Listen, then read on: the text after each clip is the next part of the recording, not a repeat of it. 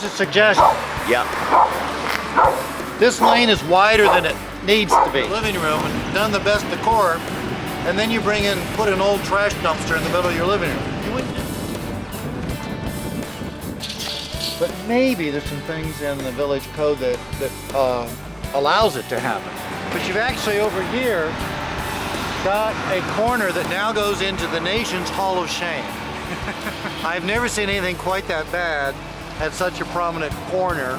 I think it's going to be really important to have traffic move throughout your entire village area, your whole commercial area, at around 25 miles an hour. There's so much, just vast asphalt from building edge to building edge, so little green, and nothing but utility wires and asphalt and concrete that there's no welcome to your town at all.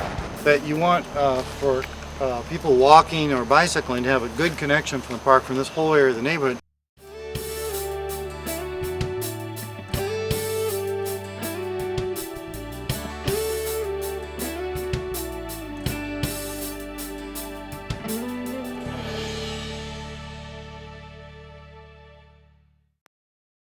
Perspective, I've now worked in 1,628 communities in the last 8 years. And just to give you an idea of the size and the scale and the range, yesterday, of course, I was in Erie, Pennsylvania. Day before that, I was in Charleston, South Carolina, in a little town called Mount Pleasant. And then before that, I was in Loma Linda, California, the most rapidly growing small town in Los Angeles Basin. And before that, I was in Vancouver for 4 days, British Columbia. And then before that, I was in Winnipeg. And before that, I was in Fargo, North Dakota. And before that, I was in the Adams Morgan. As part of our ongoing effort to improve the streetscape of Blaisdell, the Planning Commission procured the consulting services of Dan Burden of Walkable Communities Incorporated.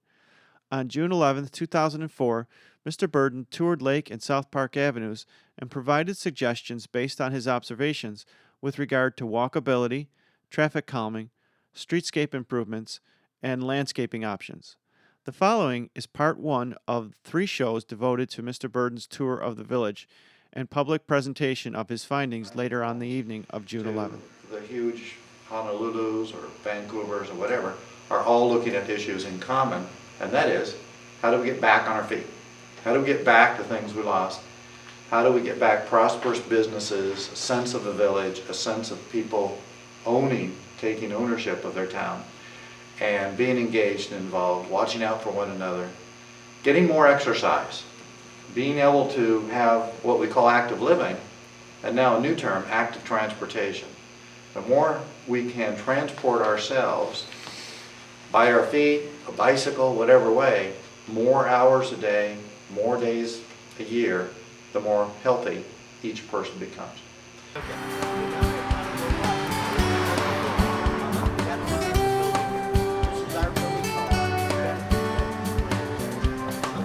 I want to focus on just a couple of things. The success of anything, whether it might be a barber shop, a hotel, an airline, a theme park, a town center, a transit mall, anything, is that people will only come there and come back there if it has these 5 qualities. Number 1, and as we walk, let's look for these things. People will not come to a place unless it's secure, until it acts, looks, feels, smells secure. That there are many eyes on the street, that there are no dead places. And so if we see people walking in one place and we don't see them walking somewhere else, and sometimes it's on one side of the street versus the other, 1, it feels more secure. Number 2 is convenience. Everything needs to be where people can use it. You have to have places, as you say, to walk to. Right. It has to have all the uses in a place so that once you've parked your car, or a place you can walk down to, you do everything. So your post office needs to be in the right place. Your school can't be too large that causes it to have to move away from where you are and things like that. Number 3 is efficiency. Things have to work. They have to move. There has to be parking. There has to be an easy way to get across streets, things like that. Number 4 is comfort. People won't walk if you don't create the right comfort. And you deal with your own climate. But as an example, as we get older, we need to rest. So if there's no place to sit, we won't walk because we don't have a way to rest on our way to the store or something. And same with trees or whatever it is. And number 5 is welcome.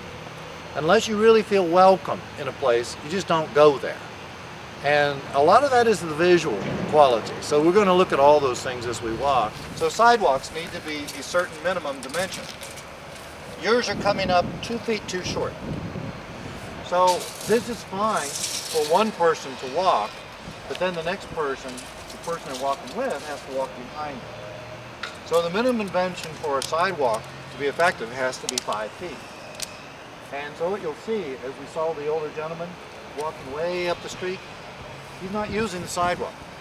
And I was wondering why he's not using the sidewalk, but I didn't have to wonder too long. Right. Because we just broke a main rule. For him, every time he comes to the driveway, it slopes. And he has to deal with that slope. And in older age, people have to be very careful about their balance. So he's probably figured out there's not a lot of traffic. The road's even. And that's the better place for him to walk because he doesn't have a good walking system independent from the road. Now we may prefer that he not walk in the road, but he's actually choosing the best of all the options being given to him. So those are the things we look at as we walk. That's a great teaching point here. Notice the difference aesthetically between that whole area there, which is nothing but asphalt and has an outhouse out in front. Maybe it's just being stored there, who knows. And here, very green, very pleasing, and the possibility that it could become a very, very wonderful little place for people to sit. It could be a little park. A lot of design can go into a very tiny place, and tonight I'll show you some images of spaces this size that become the most wonderful, joyful places. A park doesn't need to be big, it just needs to be good. It needs to be where people feel watched over.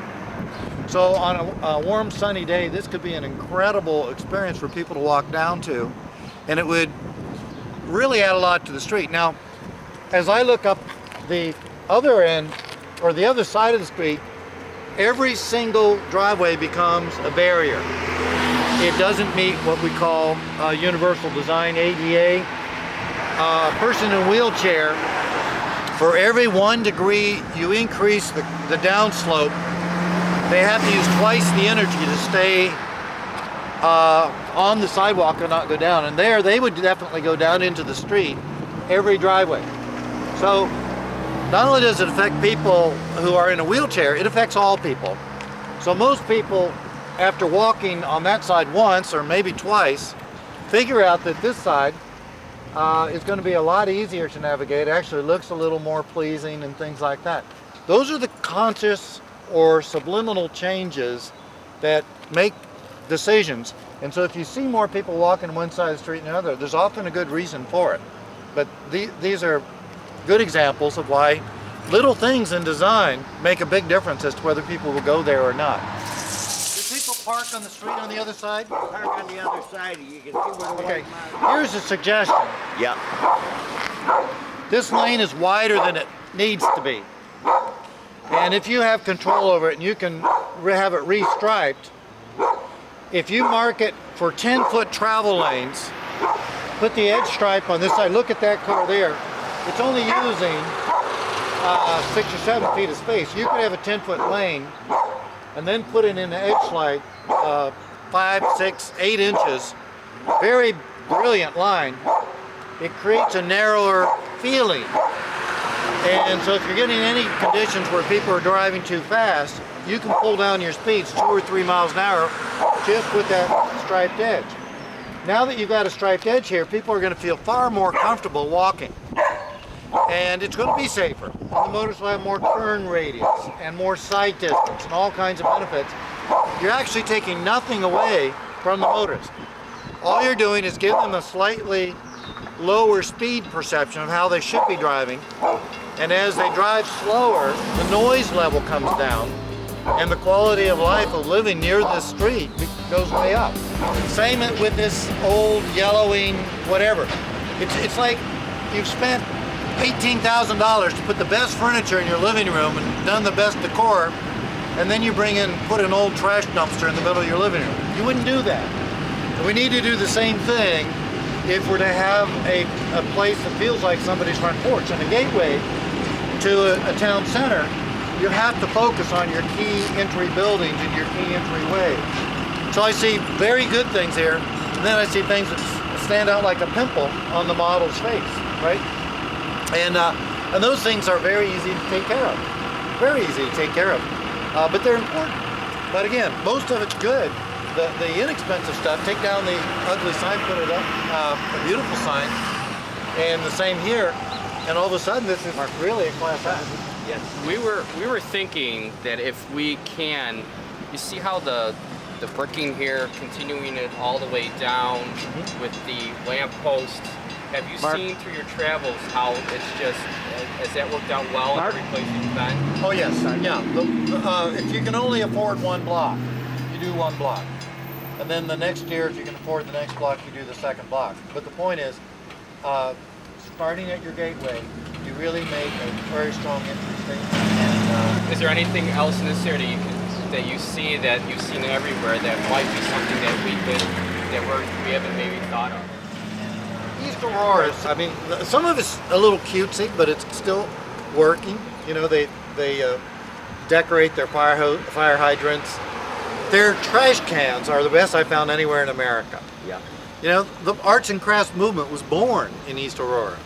And so what they've done on their main street is just this most incredible sense of welcome for a rural village kind of an atmosphere, which is really what you are. You have this sense of it being a rural village, that character. And so by looking at that type of attention to the detail, you will be able to really start to draw in a lot of popular trade here. Now,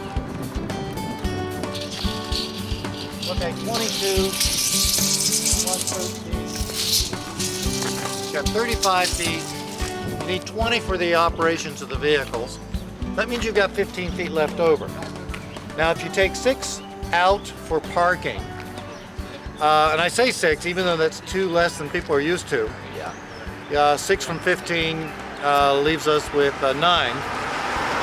You almost have enough room for bike lanes. I'm still not recommending you put in bike lanes because I think your quest or goal should be to get your traffic speeds down at or below 25. And once you do that, bike lanes are irrelevant. But you still need those 2 white lines in order to get the speeds down. So you don't mark them as bike lanes, but you get really strong, bold lines, and I'd say at least 6 inches wide. And that's going to have a dramatic change. Yeah. What has happened here, nobody's responsible for it, just happened. But maybe there's some things in the village code that allows it to happen.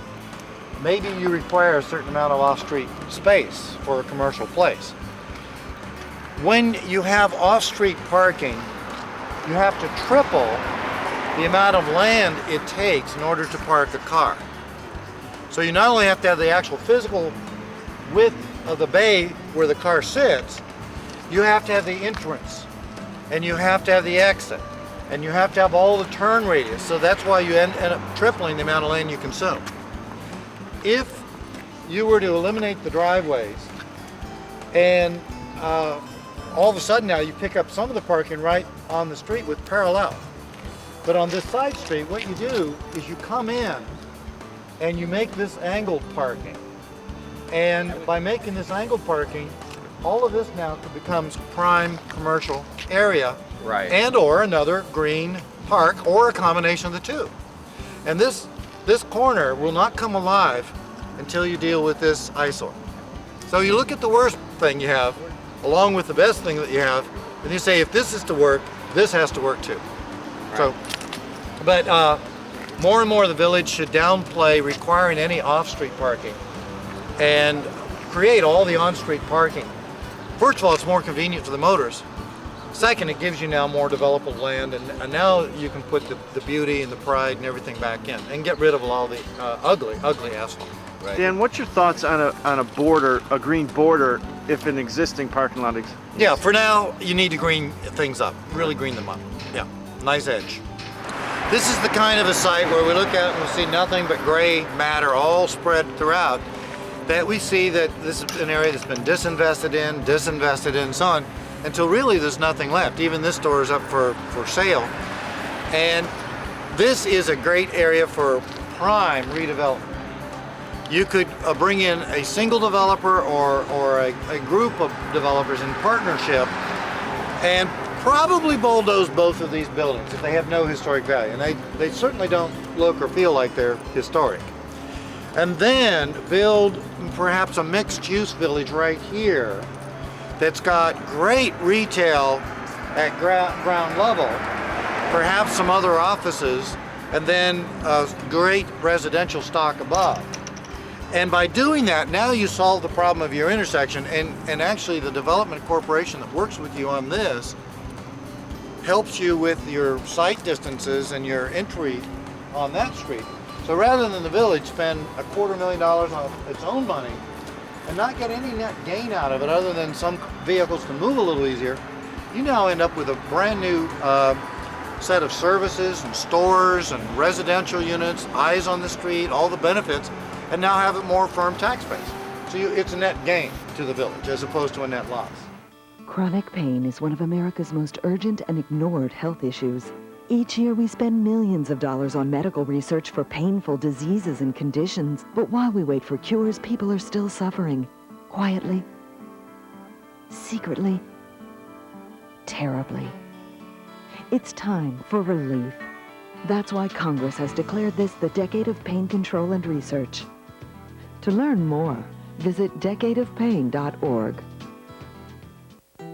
Dear Abby, I'm scared. I think my mom is showing signs of Alzheimer's disease. What should I do? Signed, Frightened. Dear Frightened, when my mom first began showing signs of memory loss, I was scared too. So I called the Alzheimer's Association for help. I'm Dear Abby. If you or someone you love is experiencing memory loss, take my advice. Contact the Alzheimer's Association. They help families like ours.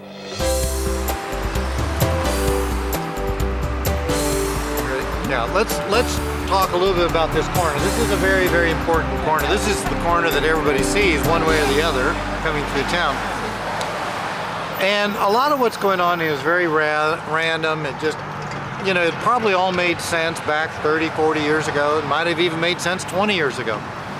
But it doesn't today. You got a storage lot for cars being sold on one corner. You got a supersized gas station with no real edge or amenity of quality on this corner, an aging building over on this corner, and a lot that's not being used to its best advantage here.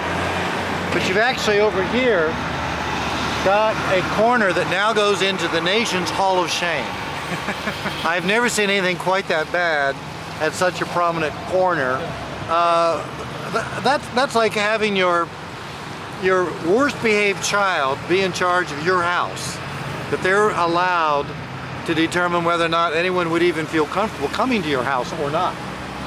And so the good news, I guess, is that that's going to go away. But that also turns out to be probably your most important economic corner for bringing back a solid tax base. And I would recommend that this corner would appropriately be developed as a mixed-use building. It would have any of a number of different elements to it, but clearly some wonderful ground level retail. Parking should be to the rear. The building needs to be to the front. The last thing you need at an intersection like this is a driveway or anything that appears that this is just another car place. You need something that is so spectacular that people recognize they have this signature, this imprint of what Lysdale is, wherever they go, however they come back. So that corner becomes a very critical area. And again, for every approach, every direction, people then now feel this is your 100% location in town. And with that, then you take a look at the intersection, what the proper design of the intersection is. I do not know your traffic count, your traffic volume, but I'm willing to guess it's under 25,000 and probably a lot under 25,000. And if that's the case, this could work superbly well as a single lane roundabout, which means you return a lot of green, a lot of plaza space. This becomes a pivotal gateway, a beautiful gateway on all four quadrants, and it keeps all your traffic flowing you can actually move 30% more traffic than you can today. And you do it without everybody having to come and grind to a halt, then gear back up through their gears, making all the noise, generating all the pollution. And it reduces your crashes about 90%.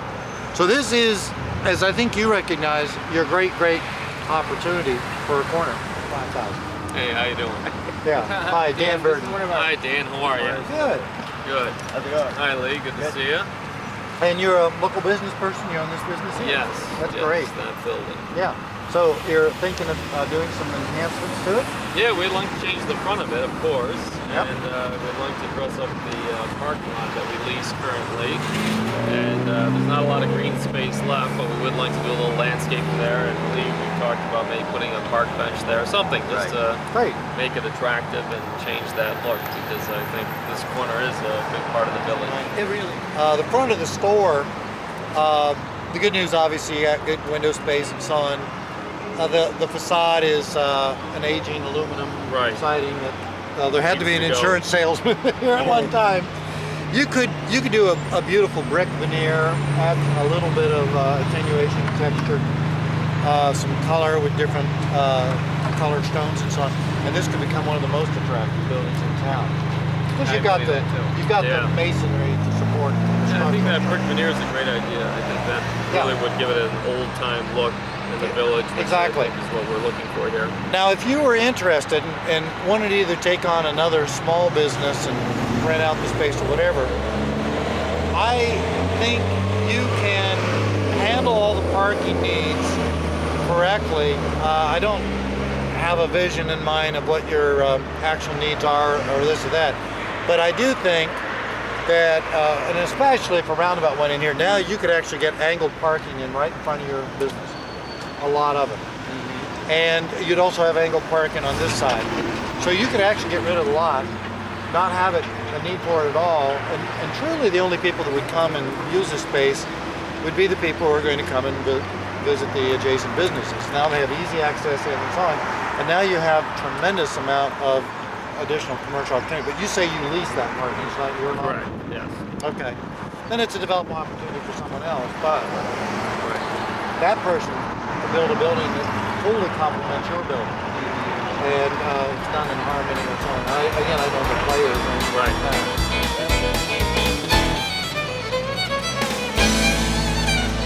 Okay, so this whole corridor here, I think it's going to be really important to have traffic move throughout your entire village area, your whole commercial area, at around 25 miles an hour. You don't want speeds to be any higher. You don't gain any capacity if you have higher speeds in an urban center. You don't. And for safety reason and to maximize your parking, you really want to control the speed. So I would create a pattern to where all your parking is angled parking on both sides. Angled parking will do several things. First of all, it gives you all the parking you need. It allows you to now bring the buildings out to where they should be, giving people more floor space, the things they need, or just an attractive front if they're not ready to upgrade. By doing that, it helps you control the speed of traffic. One of the businessmen that we might see on this walk, but if we don't, his question will be, if they believe that this should be widened.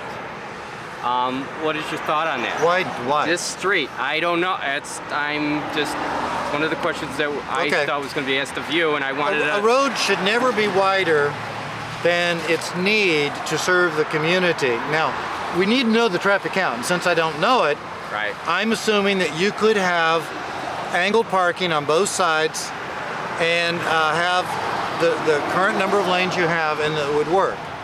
Once we see the traffic data, I might reassess that slightly, but you can have angled parking with volumes clear up to 14 or even 15,000. The painted white line here is exactly where your new curb line would be.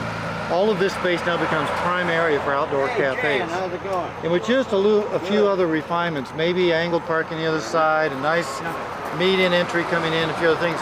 The traffic speeds would be so calm, so pleasant, so peaceful. This whole area would take off like a rocket as a nice eatery. a place where people just love to come and eat and be pleasant, quiet, joyful. Might want a few more windows out of the restaurant facing into the street. All of that, you come up with a really, really fine flavor here. Yeah, this whole area that's I'm looking toward here, the parking lot, needs, first of all, immediately a very, very fine edge. And again, I'm seeing a time when you'd have parking on the street, angled parking preferred, back in angle even more preferred, and then a beautiful, pleasant walkway. All of this off-street parking space ultimately should disappear or just keep a small portion to the rear, and then have a beautiful liner set of buildings to the street. And this is what really declares that you are a village, a working village, and you're not just some leftover holdout of a suburban void that got bypassed as the next burb and the next burb got built.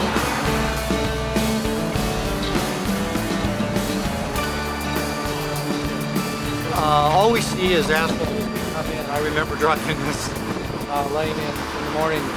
There's so much, just vast asphalt from building edge to building edge. So little green and nothing but utility wires and asphalt and concrete that there's no welcome to your town at all. And this is an important direction. Ultimately, long term, you want your great streetscaping to come out this far. And so you can draw people in, they calm their speeds down, they get used to the fact that they're going to find a lot of good services here, it'll be a pleasant place. The top end speeds come down, and now the businesses start to thrive and do well, and now you can really start to grow a really successful village. So this is an important entry point, and it really should feel, act, behave like a gateway. Just really a specific area like this, like starting off from here, how far would you say we should go down? Well, I'd look at it especially the with other them way. coming. I'd say if you start at your center and you only have enough money, then you start there and you go out a couple of blocks. Okay, so we've talked about from the gentleman that came out to right here. Yep. So your thought is from like Ilio's, we start there as far as... Somewhere like that. That's the Italian restaurant, right? Yeah. But from there on in, everything has to behave well. It has to look like, hey, this village is worth stopping and spending some time, spend some money, maybe even move here, bring my business here. Right. Yeah. But you have so much extra distance here you have to cover. You're talking about so much money every block that you probably need to focus and make the blocks near the center the absolute gem. Yeah, okay. And then as you get such a solid tax base from successful businesses and that, then you can gradually work your way here. Unless you get lucky, and the state would be a partner on this, and you reconstruct the entire road all the way out. Now, that's the other option. But you have to get lucky. The state has to be interested in making that level of an investment. And they will be here in 2006 to scope it because they are going to redo it. Okay. So then I'd say for that basis, if you get that kind of cooperation, you be ready. You have the business to understand why they want that, and why they can understand that they don't want the ugly side of the buildings loaded with cars and asphalt and drainage. That what they really want is a beautiful, attractive facade and a building, and to have as much development to the street as possible, and then the parking on the street. Well, by the center of the village, you're actually referring to Lake and South Park, aren't you? Yes. That's what I thought. Okay. Here, because your street does not connect to the park, that you want for people walking or bicycling to have a good connection from the park from this whole area of the neighborhood. So if you could work out an easement with these two property owners and have a pleasant little trail, all it has to do is be a little stone material, anything pleasing. It could be done over a weekend by a whole group of citizens who come together to do it, with obviously the owners' awareness, understanding, support. And now the children have very easy access to the park, and these things become real important as to how well the parks get used and therefore how secure they become. The more use of any place, the more security is for every user. Right.